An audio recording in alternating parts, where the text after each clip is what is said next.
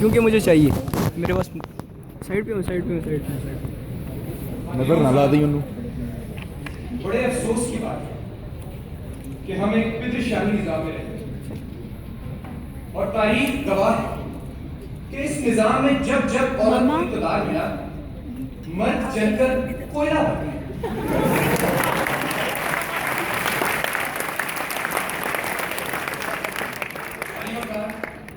ہوئے اس قدر مہذب کبھی گھر کا منہ نہ دیکھا.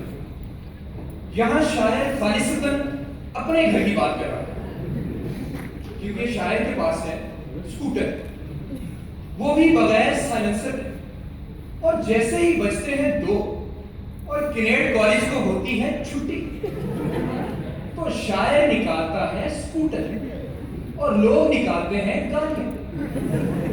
لیکن علی وقار شاعر کبھی زمانے کی پرواہ نہیں کرتا کیونکہ شاعر ہے مہذب, اور ایسا مہذب کہ کبھی کسی اکیلی لڑکی کو اکیلے گھر جانے نہیں دیتا.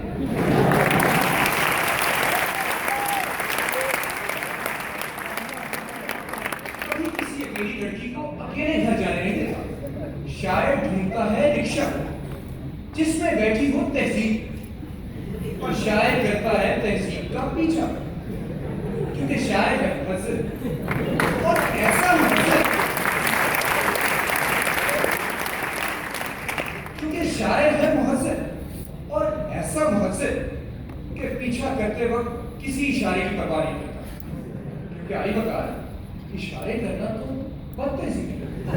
تو شاعر ہے مہذب, ایسا مہذب کہ پھر تہذیب کے گھر کا منہ دیکھ کر ہی واپس آتا ہے. لیکن علی وقار آپ کے شاعر بھائی نے صرف گھر کا منہ نہیں دیکھا بلکہ تہذیب کے ساتھ کثیر الجہد اور قابل اعتراض روابط رکھے.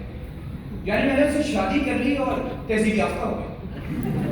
لیکن علی وقار شادی کی پہلی رات جب میں نے تہذیب سے کہا تہذیب ہم زندگی کا ایک نیا سفر شروع کرنے والے ہیں تو بہتر ہے کہ ہم ایک دوسرے سے سچ بولیں.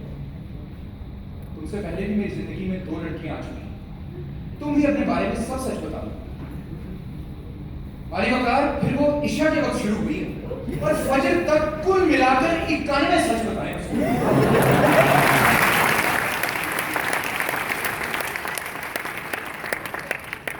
کسی دشمن کو بھی ایسی سچی راہ نصیب ہے. علی وقار مجھے تعداد پر اعتراض نہیں تھا, معیار پر تھا.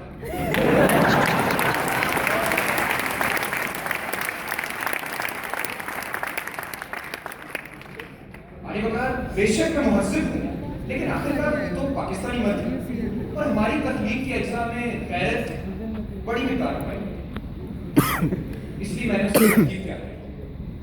اب اپنی زندگی میں تہذیب کی کمی پوری کرنے کے لیے میں نے سوچا کہ پاکستان کی سب سے مہذب محکمے میں نوکری شروع کر یعنی پنجاب پولیس.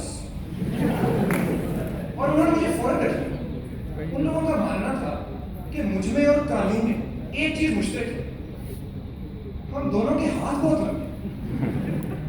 علی وقار عام طور پر سمجھا جاتا ہے کہ پولیس بدتمیز, ظالم اور بے ایمان ہے, لیکن سچ پوچھیں تو جب میں خود اس محکمے کا حصہ بنا میں نے محسوس کیا کہ صرف 99% لوگوں کی وجہ سے پورا محکمہ بدلا.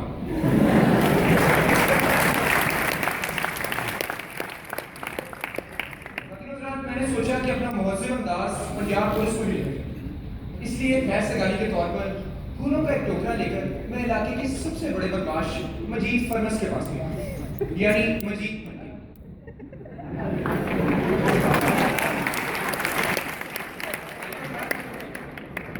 جب میں مجید فرنس کے پاس گیا میں نے اسے کہا مجید بھائی ان کاموں میں کچھ نہیں کرتا, آئے آپ اور میں مل کر برائی کی سلطنت کو جڑ سے اکھاڑ, آؤ پھر تحریک چلائیں, پیارے دیش میں اپنے صفائی کی عادت عام بنائیں. بھائی وقار اس نے کہا جی بالکل صفائی کرتے ہیں. میں بھی صفائی کے لیے اپنے سب سے خاص آدمی حیدر کو بلاتا. بھائی وقار پھر حیدر آیا اور اس دن مجھے جسم پر بے شمار نشانے نظر آئے جن میں سے ایک انتہائی غیر مناسب نشانے حیدر کی تاب نہ لاتے ہوئے میں اس جہان فانی سے کوچ کر گیا. اب میری آنکھ کھلتی ہے قبر کی, میرے سامنے ہے منکر نکیر. منکر نے میری سی وی دیکھی, بہت حیران ہوا. نکیر کو دکھائی. نکیر نے جب میری سی وی دیکھی اس نے کہا آدمی تو برا نہیں ہے لیکن جی سی کا لہٰذا جہنم.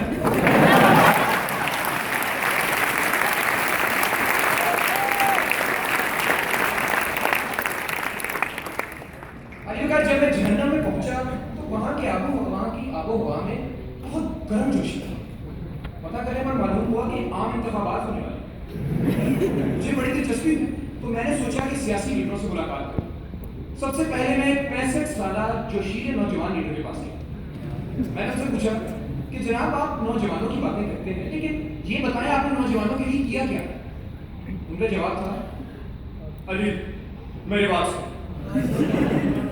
اگلے ہفتے جو فرعون باغ میں جلسہ کروانے جا رہا ہوں وہ اتنا بڑا جلسہ ہوگا کہ اگلے سال ساری نوجوان نسل اس روز ویلنٹائنس ڈے منائے گی.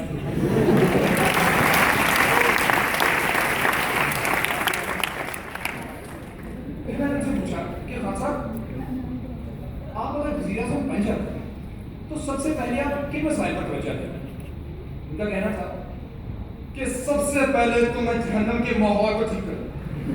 اتنی گرمی ہو گئی ہے کہ توے کو چولہے پر رکھتے ہیں تو آگ جلانے کی ضرورت نہیں پڑتی, توا اپنے آپ گرم ہو جاتا ہے.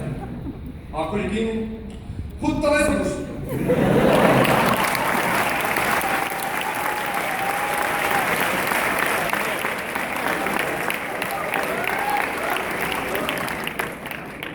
اس کے بعد جتنا بھی جہنمیوں کا پیسہ لوٹ کر جنت کے بینکوں میں رکھا ہوگا وہ میں واپس جہنم میں لے کر آؤں.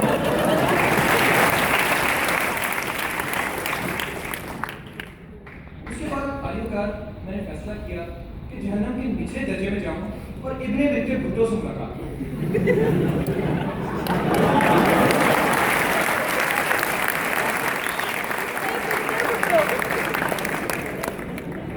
میں جب وہاں پہنچا میں نے دور سے دیکھا کہ ابن بنت بھٹو کو سزا کے طور پر اردو بلوائی جا رہی ہے.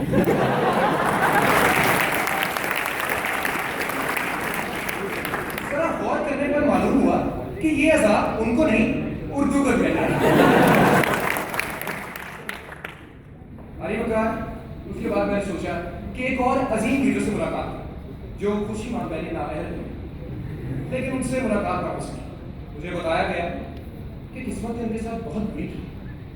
کچھ صہیونی اور طاغوتی سازشوں کے باعث وہ انتہائی قصب کرسی کے عالم میں اپنے جنت والے فلیٹس میں بے بسی زندگی. مہذب ہونے کی میں کیا بات ہے, ہمارا ملک تو اتنے نازک موڑ سے گزر رہا ہے. دہشت گرد اس قدر جدید ہو گئے کہ دہشت گردوں نے اپنی کمر میں ربڑ لگا لی جس کی وجہ سے ان کی کمر کئی بار توڑنے کے باوجود وہ پھر سے کھڑے ہو جاتے ہیں.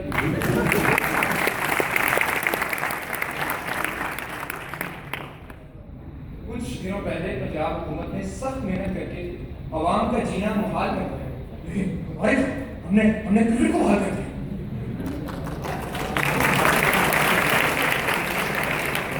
ایک وفاقی وزیر کا بیان آیا کہ ہم نے عوام کو متحرک کر دیا. یہ بات سن کر میٹرو پل کے نیچے پڑے ایک شخص نے بازو سے ٹیکا نکالا اور کہا ایک باری پھر.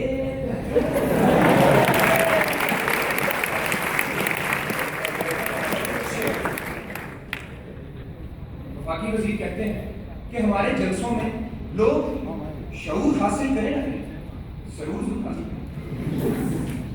خاتون حضرات گھبرانے کی بات نہیں کیونکہ قوم جاگ رہی, ساری رات جاگ رہی. قوم کے واٹس ایپ کا لاسٹ سین صبح 4 بجے.